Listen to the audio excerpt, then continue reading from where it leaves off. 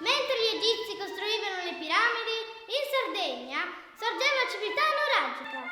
Su Nuragi è la reggia che testimonia la grandezza di questa civiltà.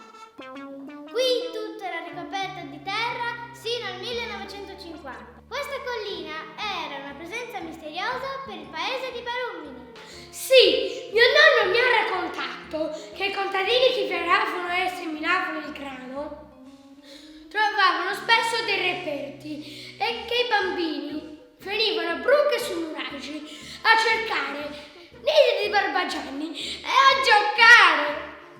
Sì, prima che venisse scavato sembrava un profondo pozzo ricco di storie e misteri.